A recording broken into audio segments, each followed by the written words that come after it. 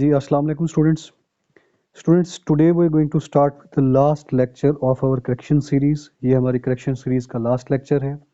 इसके बाद we will continue with our grammar series, जिसमें हम बेसिक ग्रामर से स्टार्ट करेंगे। ये लेक्चर पहले भी मैंने अपलोड किया था, लेकिन उसके अंदर एक मिस्टेक थी जिसकी वजह से उसको मैंने डिलीट किया और न्यू लेक्चर जो है वो अपलोड हो गया है।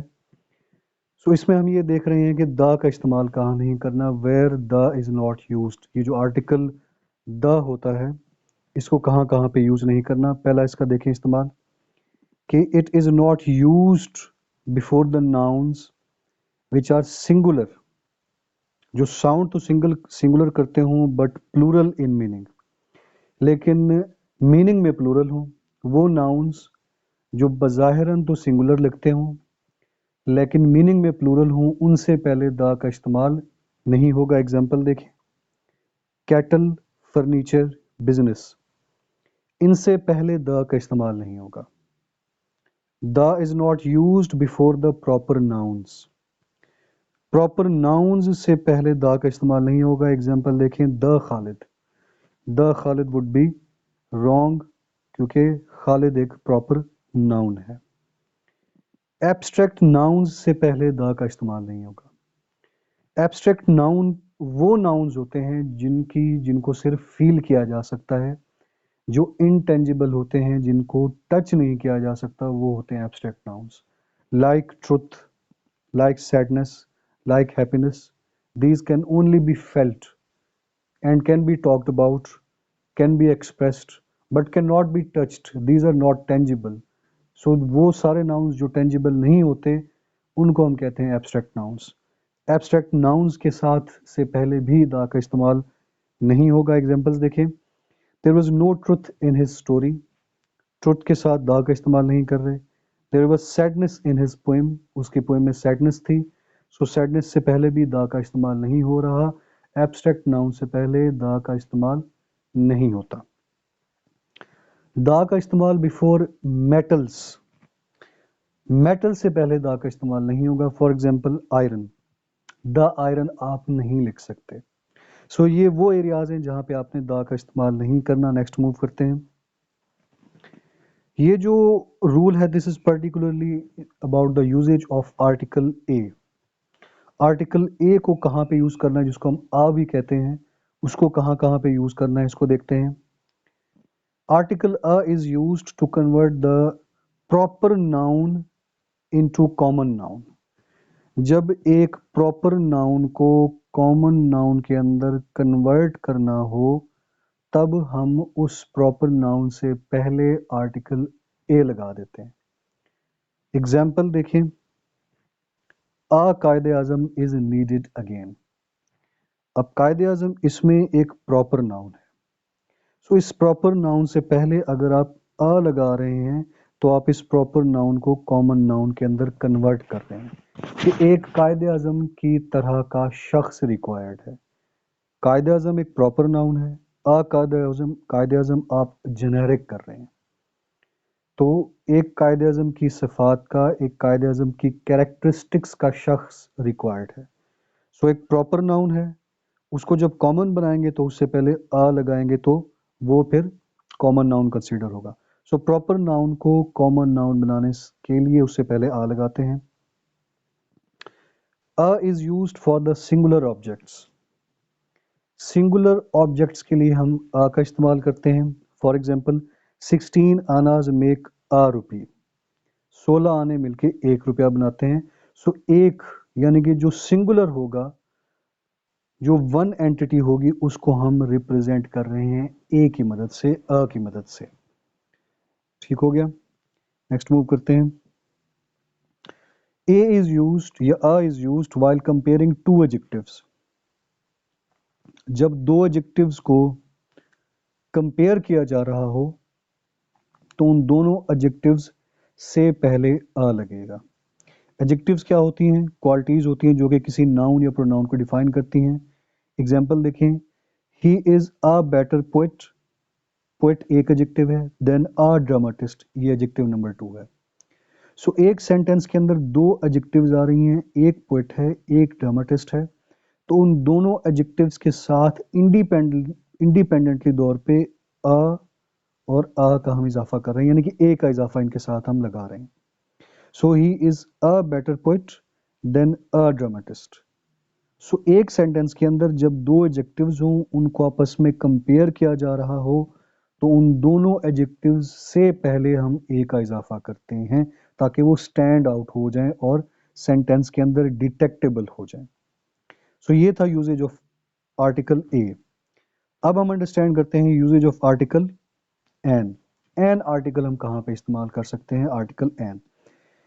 एन का इस्तेमाल होता है वॉवल्स से पहले। Use of an takes place before the vowels. Vowels कौन से हैं? ए, ई, आई, ओ, यू। सो कोई भी वर्ड जो इन वॉवल्स लेटर में से किसी लेटर से स्टार्ट हो रहा हो, वो वर्ड जो इन वॉवल्स से स्टार्ट हो रहा हो, उससे पहले एन लगाएंगे। फॉर एग्जाम्पल, एन इडियट, आई यहाँ पे वॉवल है।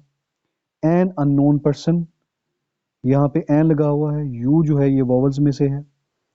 तो कोई भी वर्ड जो वॉवल में से स्टार्ट हो रहा हो, उससे पहले हम एन लगाते हैं।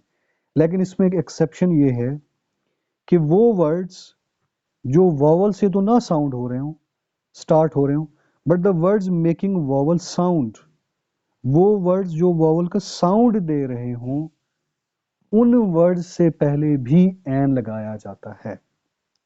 एक तो वो वर्ड्स जो वॉवल से स्टार्ट हो रहे हो, दूसरा वो वर्ड्स जो वॉवल से तो ना स्टार्ट हो लेकिन उनके स्टार्ट में वॉवल वर्ड्स की साउंड आ रही हो, उनसे पहले भी एन लगेगा। एग्जांपल देखिए, an hour, an honest man, an M A, यहाँ सब में वॉवल ए की आवाज आ रही है। एन आवर, एक घंटा।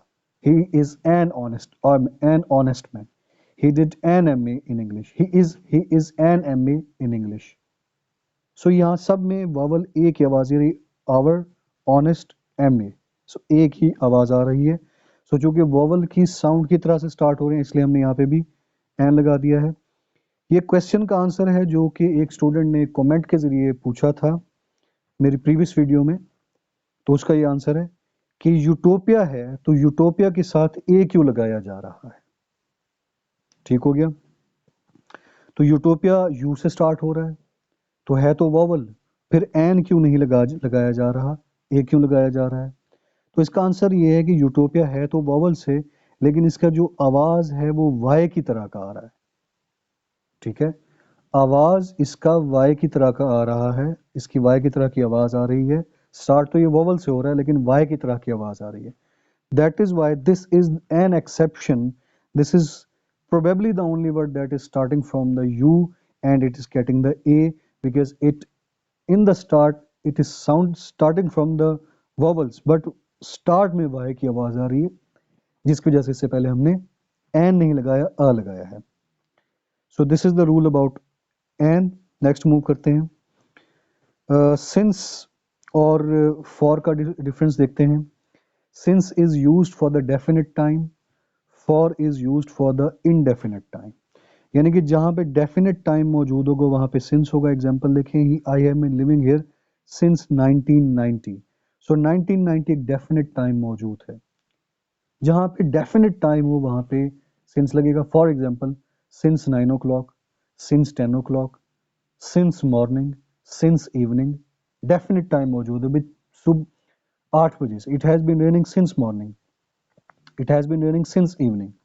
तो जहां पे डेफिनेट टाइम, डेट या डेफिनेट ईयर मौजूद हो, डेफिनेट टाइम मौजूद हो, डेफिनेट डेट मौजूद हो या डेफिनेट ईयर मौजूद हो, लिखा हुआ हो, तो उस फिक्रे में हम सिंस का इस्तेमाल करेंगे। और जहां पे इनडेफिनेट टाइम मौजूद हो वहां पे हम फॉर का इस्तेमाल करेंगे। I have been living here for 10 years। So 10 years यहाँ पे इनडेफिनेट है। कौन से 10 साल? ये वाले 10 साल या इससे पहले वाले 10 साल। 10 साल अगर हम दें तो हम डेफिनेट टाइम नहीं पता चलता कि कहां से कहां तक। ठीक है, सो इस तरह की I have been, it has been raining for 2 hours, it has been raining for 5 hours। अगर डेफिनेट टाइम मौजूद हो तो सिंस लगाएंगे। It has been raining since 2 o'clock, it has been raining since 5 o'clock, it has been raining for 5 hours, It has been raining for 10 hours. I have been living here since 1990. I have been living here for 10 years. ठीक हो गया? सो ये इसका rule हो गया. After इस्तेमाल होता है पास्ट टाइम के लिए, इन इस्तेमाल होता है फ्यूचर टाइम के लिए. जिस सेंटेंस के अंदर पास्ट टाइम होगा उसके अंदर आफ्टर होगा. एग्जांपल देखिए, he will come here in few days. अब फ्यू डेज क्या है, विल क्या है, यहाँ पे फ्यूचर है. फ्यूचर की मुनासबत की वजह से यहाँ पे हमने इन का इस्तेमाल किया हुआ है. सो इन इस्तेमाल होगा फ्यूचर वाले सेंटेंस में. ठीक हो गया. और आफ्टर का इस्तेमाल होगा पास्ट वाले सेंटेंस में. He came here after a few days. Came क्या है, पास्ट है, तो पास्ट की वजह से हम यहाँ पे आफ्टर का इस्तेमाल कर रहे हैं. He came here after a few days. So जहां पे आफ्टर होगा, पास्ट टाइम होगा तो आफ्टर लगाएंगे, फ्यूचर टाइम होगा तो इन लगाएंगे. Let's move to the next slide. This is the last slide of our correction series. In इस्तेमाल होता है नेम ऑफ द कंट्रीज के साथ और बिग टाउन्स के साथ. प्रेपोजिशन जो इन है. एट इस्तेमाल होता है स्मॉल टाउन्स के साथ और स्मॉल विलेजेस के साथ. He lives at DHA in Lahore. So Lahore DHA के मुकाबले में बड़ा टाउन है. सो बड़ी एंटिटी के साथ एन इन लग रहा है और जो छोटी एंटिटी है उसके साथ एट लग रहा है. सो छोटी एंटिटी के साथ एट लगेगा, बड़ी एंटिटी के साथ इन लगेगा. ठीक हो गया. He lives at DHA in Lahore. In use होता है कोई भी चीज जो ऑलरेडी प्लेस्ड हो, और इन टू यूज होता है स्टेट ऑफ मोशन को शो करने के लिए. एग्जाम्पल देखें, he jumped into the river. उसने रिवर में जंप किया. स्टेट ऑफ मोशन बताई जा रही है कि रिवर में जंप कर रहा है. तो जहां पे स्टेट ऑफ मोशन बताई जा रही हो वहां पे आप लगाएंगे into. He jumped into the river. ठीक हो गया. जहां पे कोई चीज ऑलरेडी कहीं पे मौजूद है तो फिर हम इन लगाएंगे. ही इज इन द रूम, कि वो ऑलरेडी रूम के अंदर मौजूद है. तो यहाँ पे कोई भी स्टेट ऑफ मोशन नहीं है. He is in the room, room में मौजूद है. He jumped into the river, उसने रिवर में जंप किया, स्टेट ऑफ मोशन मौजूद है. ठीक हो गया students. With this stay blessed, take care, अल्लाह हाफिज.